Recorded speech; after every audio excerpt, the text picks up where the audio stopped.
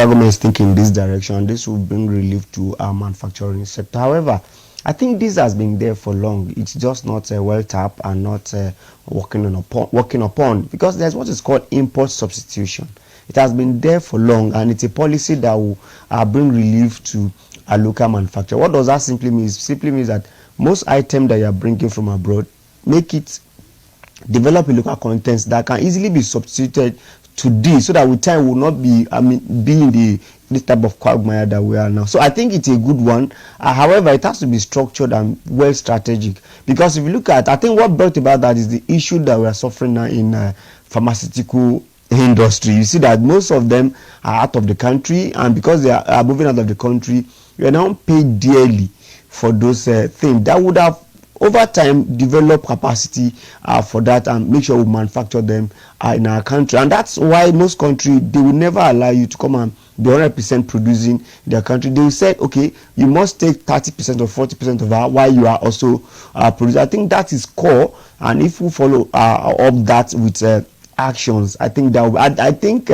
if the Vice President Shetima can actually be in charge of it and make sure that they really do that local content. But if you look at it, we even have local content agency, NDB or so, yes, Nigeria local content. So what are they doing so far? Because I read through and they said we're now 30% having local content, that is hoping that will move to 70%. But from the reality, it shows that no, you are not, we are not there at all. And with that, if we can put that, that would have been a respite to the manufacturing sector.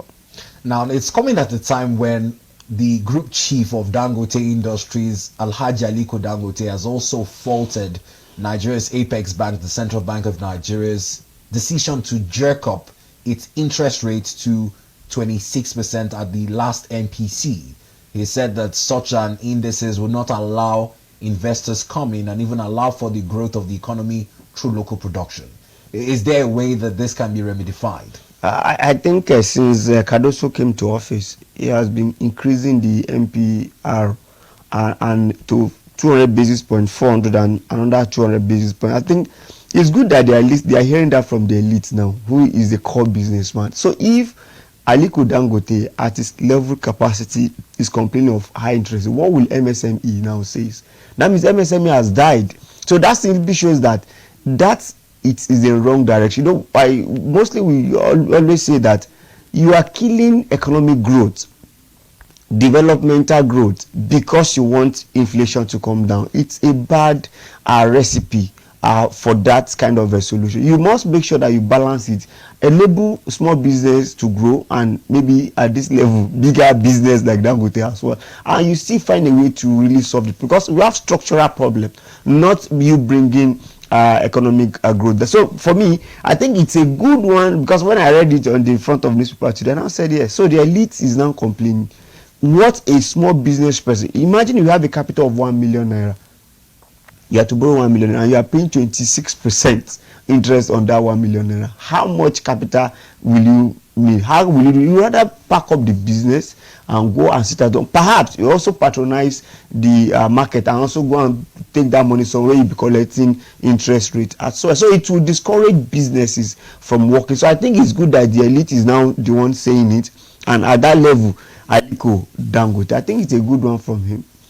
Now, apart from this decision of the CBN to jerk up its interest rate, it is taking another decision which we hear that the LCII is commending. That is in the CBN's decision to remove the price verification system. How does this affect the turn of events in the economy? I think that's a laudable one, in as much as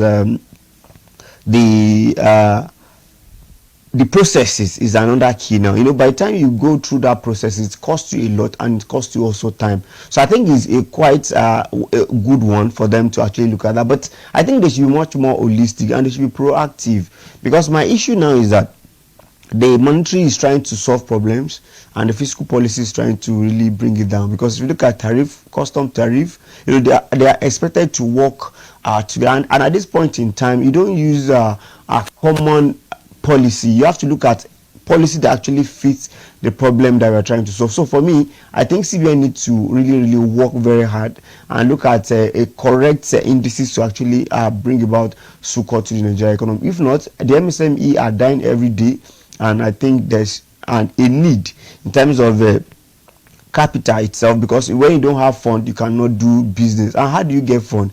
It's for you to go to bank to ask for loans. By the time you know you are collecting, it's even happening to most companies. I can tell you, there's some company, look at that Heritage Bank that died. There's some company who is owing those banks. But by the time we now have floating of naira, so if you are owing 3 billion naira before and it has moved to 10 billion, you now think, wow, how will I source for that? So you say, okay, let them come and confiscate my property. Then the money I'm supposed to pay them, I will go to another country. I can tell you example. We don't need to even mention that there's some company who are owing those banks. They prefer you come and seize their property and they go to Ghana and invest again.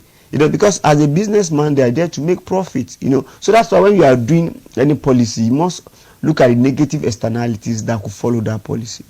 Now, whilst these policies are being formulated and the federal government is looking to revamp manufacturing, one of the highlights and most recurring thing you've said this morning is access to capital, access to credit from the banks. It is coming at a time when the CBN is also looking at the banks in terms of their capital base and the need to recapitalize. How do these banks now balance between the new capital base is expected by the CBN and also have the credit to be able to give out to the SMEs to be able to keep business afloat and also boost manufacturing? I think it is long overdue for Nigeria banks to raise their capital. You cannot be, when dollar was 90 something naira or 180 naira, you cannot compare the capital base to now, because once you don't have that capital, you don't have a lot of capital, you cannot also borrow people money. You can also see banks are actually doing fine, because if you look at their profit they are declaring. But according to President Bola Ahmed Tinubu, we want to move Nigeria economy to 1 trillion economy, and to move Nigeria to $1 trillion economy, that simply means that bank must have enough money to actually give out to businesses, and businesses will thrive. But even at all, banks has a lot of money now to give to business. Business will not go and borrow money, simply because you cannot pay that level of MPR. That interest rate is just too much, and that's why I said there's a need for even CBN to review those things and said if you need capital between 1 million to 10 million, this is the interest rate. If you need 10 to 50 million, this is the interest. If you need 50 to 200 million, because at this point in time you must help and survive infant industry to grow, and that is what Shetima is canvassing for. But to actually achieve that, Shetima must also make sure that those small businesses, because you know what, our economy as it is today, MSME employ or have over 90% businesses and employ over 50% Nigerians, contribute to GDP by 50%. So if you have to focus, also those big manufacturing companies are being serviced by small MSME. Somebody supply them material, somebody do the farm produce, these are it. So they must find way to make sure that small business survive well by getting fund and other infrastructure as expected. Now, also in line with the policies of the federal government,